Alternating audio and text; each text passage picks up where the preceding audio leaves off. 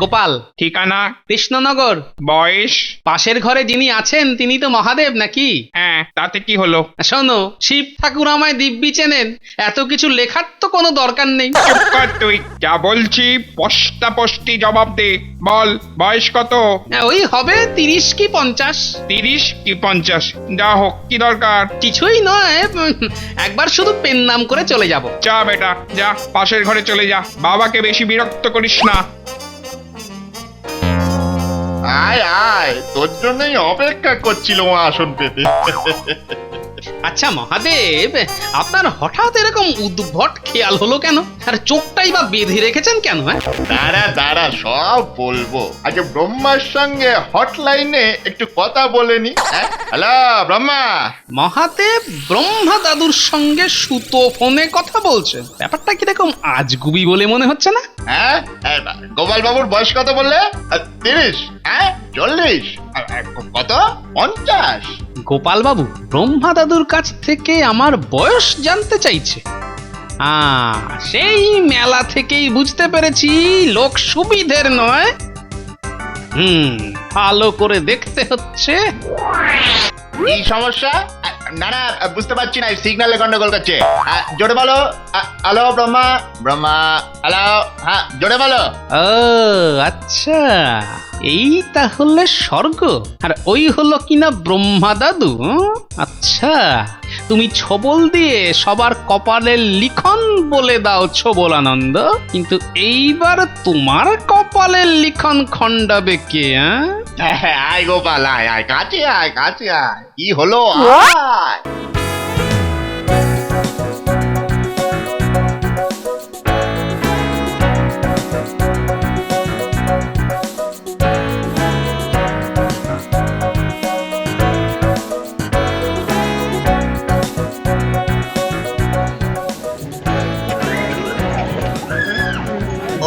ওখানে ওখানে আবার এত লোক জমেছে কেন?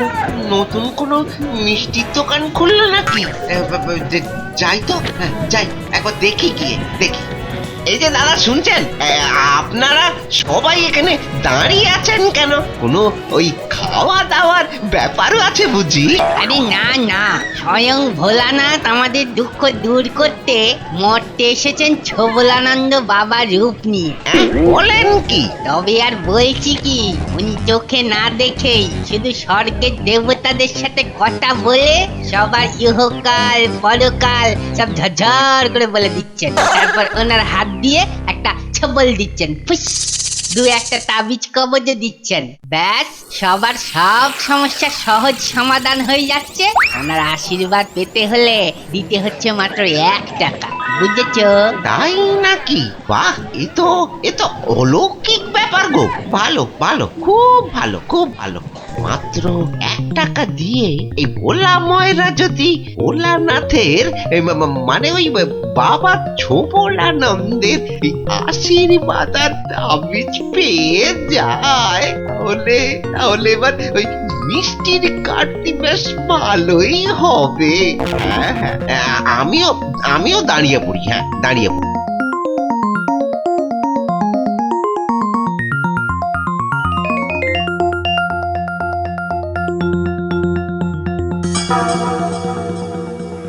বস বস, এইখানে বস। হ্যাঁ বাবা, হ্যাঁ, বসছি। দাঁড়া। দাঁড়াবো বাবা? আরে অপেক্ষা কর হত ছাড়া, আমি তোর ব্যাপারে সঙ্গে একটু আলোচনা সেরে নি। হ্যাঁ, ব্রহ্মা, কেমন আছো? ব্যাপার সে আছি। আচ্ছা আচ্ছা, ঠিক আছে, একদম ঠিক আছে। রাখলাম। হ্যাঁ, আই বলো। প্রণাম জানিও আমার। ঠিক আছে। কিরে বলা, মিষ্টির দোকান ছেড়ে আমার কাছে কেন? যাতে ভালো মতো মিষ্টি বিক্রি হয় সেই জন্য তো। বাবা, আপনি সাক্ষাৎ ঈশ্বর, আপনি তো সবই জানেন। বলুন আমায় এর জন্য কি করতে হবে? 5 টাকা দে। হ্যাঁ, এই নিন বাবা, এই নিন। এই তো ভালো ছেলে, লক্ষ্মী ছেলে। এই তাবিজটা ভুঁড়ির চারদিকে জড়িয়ে নে। শোন, বলুন বাবা। আজ বিকেলের মধ্যে এই 2 হাঁড়ি টাটকা মিষ্টি এখানে রেখে দিয়ে যাবি, কেমন? তো বাবা বাবা বম ভোলে। নিশ্চয়ই বাবা, আমি এই যাব আর এই আসবো। এই নে আমার আশীর্বাদ। যা, মিষ্টি পৌঁছে দিয়ে যাবি। হ্যাঁ, বাড়ি গিয়ে নাকে তেল দিয়ে ঘুমো। এবার তোর দোকান থেকে সব মিষ্টি বিক্রি হয়ে একেবারে বড় লোক হয়ে যাবি। বম ভোলে বাবা। প্রণাম বাবা, শত কোটি প্রণাম।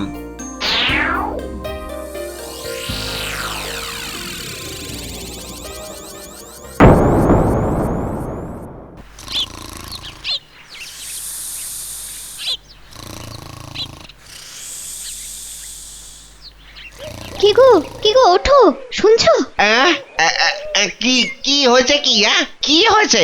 তুমি কাল দুপুরে 4 হাঁড়ি মিষ্টি কাকে দিয়ে সে যে আসার পর থেকে নাক ডাকিয়ে ঘুমোচ্ছ, দোকানটা তো খোলোনি গো। দোকান খোলার আর দরকার নেই। সে কি গো, দোকান না খুললে তো কোনো রোজগারই হবে না গো। আরে হবে গো, হবে, কোনো চিন্তা করো না তো। সব মিষ্টি দোকানের ভিতর গুছিয়ে রাখা আছে। তাছাড়া ওই বাবা ছবুলানন্দ আমায় বলেছেন কোনো চিন্তা না করে নাক ডাকিয়ে ঘুমোতে। ঠিক সময়েই সব বিক্রি হয়ে যাবে। এই দেখো, এই দেখো, এই মন্ত্রপুত তাবিজ। সে না হয় ঠিক আছে, তাই বলে একবার দোকান খুলবে না? না না না না, দোকানটা একবার খুলে দেখো, সব মিষ্টি ঠিকঠাক আছে কিনা একবার দেখো। ওহ, তুমি বড্ড জ্বালাও গিন্নি। আচ্ছা দাঁড়াও, দেখছি।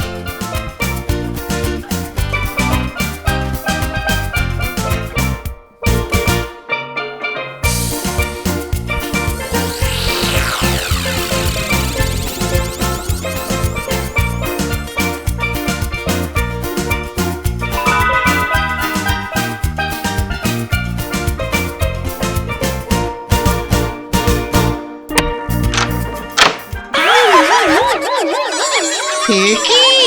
সব মিষ্টি তো ইঁদুরে নিয়ে গেছে। হায় হায় হায় হায় হায় হায়। কিন্তু কিন্তু বাবা যে বললেন ঘুমোলেই হবে। এ কি সর্বনাশ হয়ে গেল গো, এ কি সর্বনাশ হয়ে গেল।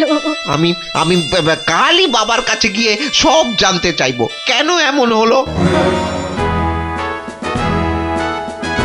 মহারাজ, শিব ঠাকুর নিজে ছবলানন্দ বাবাজির রূপ নিয়ে মর্তে এসেছেন। ছবল দিয়ে সবার উপকার করছেন। আপনিও বরং ওনার সঙ্গে একবার দেখা করে নিন মহারাজ।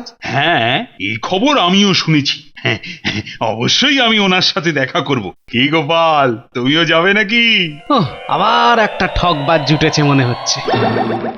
তা উনি যখন এখানেই আছেন, তখন ওনার সঙ্গে আমায় একবার দেখা তো করতেই হবে মহারাজ, না হলে সবার উপকার হবে কি করে?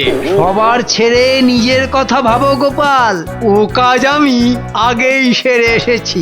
এই যে আমার হাতের তাবিজ, এর জোরে আর 1 বছরের মধ্যেই না তোমাকে হারিয়ে আমি রাজার প্রিয় পাত্র হয়ে উঠব, আর অনেক অনেক পুরস্কার পাবো।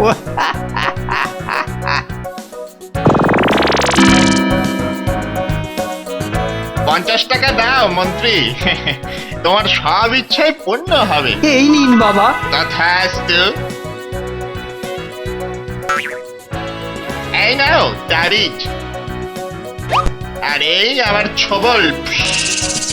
যাও যাও, ওই গোপাল নেপাল কপাল সবাইকে হারিয়ে তুমি জিতবে, আর মাত্র 1 বছরের মধ্যে। যাও যাও, নিশ্চিন্তে বাড়ি যাও। প্রণাম ছবলানন্দ বাবা।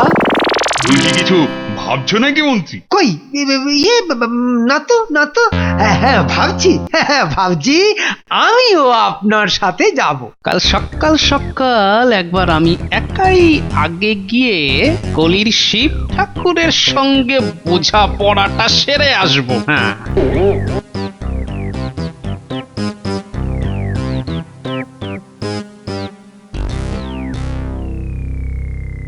নাম গোপাল। ঠিকানা, কৃষ্ণনগর। বয়স। পাশের ঘরে যিনি আছেন তিনি তো মহাদেব নাকি? হ্যাঁ, তাতে কি হলো? শোনো, শিব ঠাকুর আমায় দিব্যি চেনেন, এত কিছু লেখার তো কোনো দরকার নেই। চুপ কর তুই, যা বলছি স্পষ্টি জবাব দে। বল, বয়স কত? ওই হবে 30 কি 50। 30 কি 50? যা হোক, কি দরকার? কিছুই নয়, একবার শুধু পেন নাম করে চলে যাব। যা বেটা, যা পাশের ঘরে চলে যা, বাবাকে বেশি বিরক্ত করিস না। আয় আয়, তোর জন্যই অপেক্ষা করছিলাম আসন পেতে। আচ্ছা মহাদেব, আপনার হঠাৎ এরকম উদ্ভট খেয়াল হলো কেন? আর চোখটাই বা বেঁধে রেখেছেন কেন? দাঁড়া দাঁড়া, সব বলবো। আগে ব্রহ্মার সঙ্গে হটলাইনে একটু কথা বলে নি। হ্যালো ব্রহ্মা। মহাদেব ব্রহ্মা দাদুর সঙ্গে সুতো ফোনে কথা বলছে, ব্যাপারটা কিরকম আজগুবি বলে মনে হচ্ছে না? হ্যাঁ, গোপাল বাবুর বয়স কত বললে? 30? হ্যাঁ, 40? কত? 50? গোপাল বাবু ব্রহ্মা দাদুর কাছ থেকে আমার বয়স জানতে চাইছে। সেই মেলা থেকেই বুঝতে পেরেছি লোক সুবিধের নয়। ভালো করে দেখতে হচ্ছে। এই সমস্যা? না না, বুঝতে পারছি না, সিগন্যালে গন্ডগোল করছে। জোরে বলো। হ্যালো ব্রহ্মা। ব্রহ্মা, হ্যালো। হ্যাঁ, জোরে বলো। ও আচ্ছা, এই তাহলে স্বর্গ, আর ওই হলো কিনা ব্রহ্মা দাদু। আচ্ছা, তুমি ছবল দিয়ে সবার কপালের লিখন বলে দাও ছবলানন্দ, কিন্তু এইবার তোমার কপালের লিখন খণ্ডাবে কে? আয় গোপাল, আয় আয়, কাছে আয়, কাছে আয়। কি হলো? আয়। কোথায় গেল? যাকে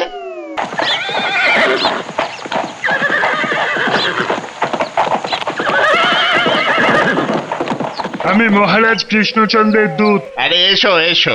মহারাজ, আপনার অলৌকিক ক্ষমতার কথা শুনে আপনাকে রাজসভায় ডেকে পাঠিয়েছেন।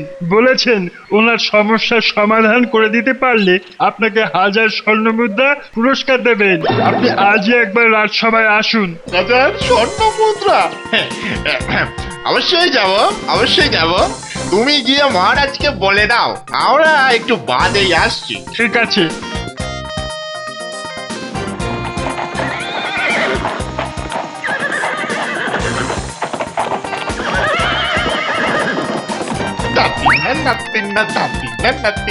কপালের দরজা ফাঁক। এবার পাবো অনেক সোনা। তাই রে, তাই রে, নাই রে, ভাবনা কিছু নাই রে। নানি নিন্দা তিন্দা, নাই তো আমার চিন্তা। ওরে, এ তো মেঘনা চাইতেই জল, এটা তো আমরা ভাবিনি রে। ওরে কেবলা, একেই বলে এক ধাক্কায় লাখপতি। প্রথম থেকে কেমন বুদ্ধিটা ফেঁদেছিলুম বল, লোকজন দারুণ মুরগি হয়েছে। যা হোক, আর ওই সুতো ফোনটা দিয়ে স্বর্গে ব্রহ্মার সঙ্গে কথা বলা, কেমন মজা। আর আমরা সবাইকে বলেছি যে 1 বছর বাদে সমস্যার সমাধান হবে। আরে আরে, 1 বছর বাদে তো আমরাই পাত্তারি গুটিয়ে কেটে পড়বো। কিন্তু এখন ভাবছি রাজার থেকে 1000 স্বর্ণমুদ্রা নিয়ে কালকেই কেটে পড়বো, বুঝলি? কিন্তু একটা সমস্যা আছে। আবার কি সমস্যা? আরে এখানে তো সুতো ফোন দিয়ে তুই আমায় সব বলে দিতিস, কিন্তু রাজসভায় ওই সুতো কল দিয়ে তুই আমায় সবকিছু বলবিটা কি করে? আরে এই কথা? আরে আমি ক্যাবলারি, আগে ভাগেই আমি সব দেখে শুনে ঠিক করে রাখবো। প্রহরীকে পয়সা দিয়ে যে কোনো একখানা জানলা দিয়ে সুতো কলটা লাগিয়ে রাখবো, আর সব সমস্যার কথা জেনে রাখবো। আমি থাকবো বাইরে আর তুই ভেতরে, ব্যাস হয়ে গেল। কিন্তু রাজা মশাইয়ের সমস্যার কথা তুই আগে থেকে জানবি কি করে? আরে তার ব্যাপারেও জেনে রেখেছি। ওই যে লোকটা সেদিন এসেছিল না, নাম গোপাল, গোপাল ভাঁড়, বুঝলি?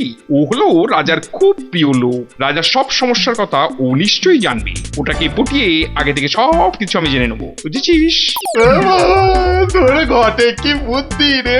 বাবা বাবা, নে নে নে, তাড়াতাড়ি তলপি তলপা গুটিয়ে তৈরি হয়ে নে। রাজার কাছ থেকে পুরস্কার নিয়ে যা ভিন দেশের জাহাজে চেপে পড়বো।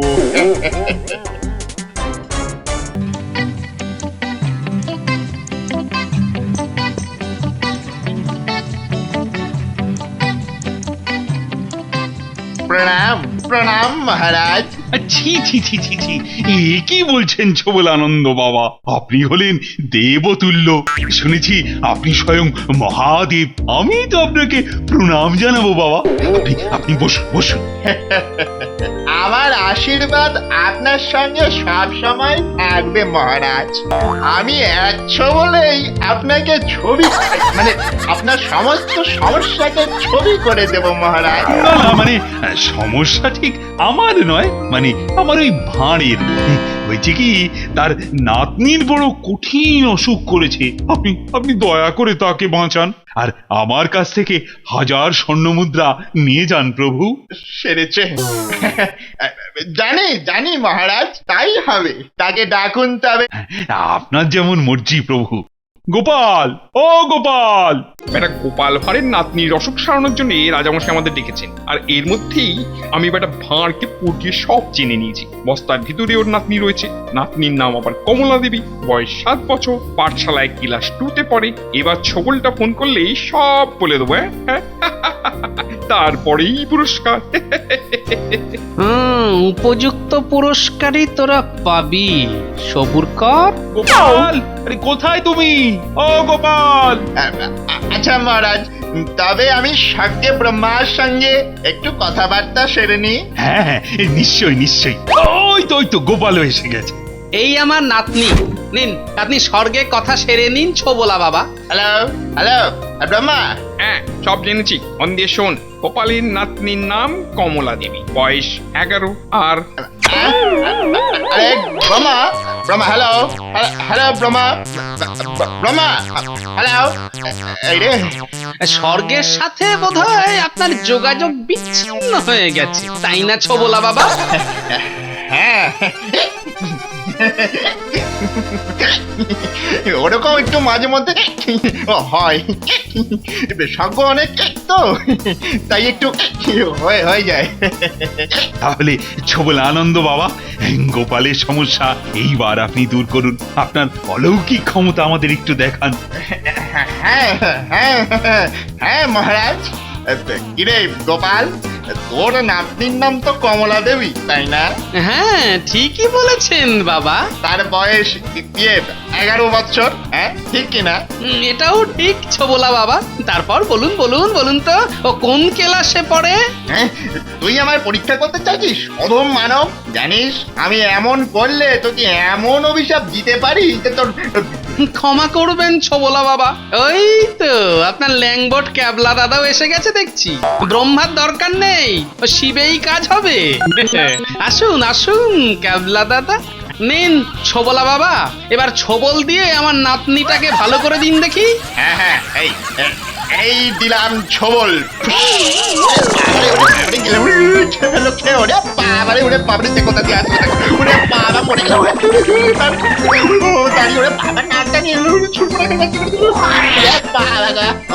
এইবার দেখলেন তো আপনারা বেটাগুলো কেমন আপনাদের বোকা বানাচ্ছিল। শুনুন, তাবিজ কবজ দিয়ে কিচ্ছু হয় না, মানুষকে পরিশ্রম করেই সুদিন আনতে হয়। আমার আগেই মনে হয়েছিল কোনো গন্ডগোল আছে। কই তাবিজ পড়ার পরেও গোপালের লাভ ঝাঁপ তো কিছুতেই কম ছিল না।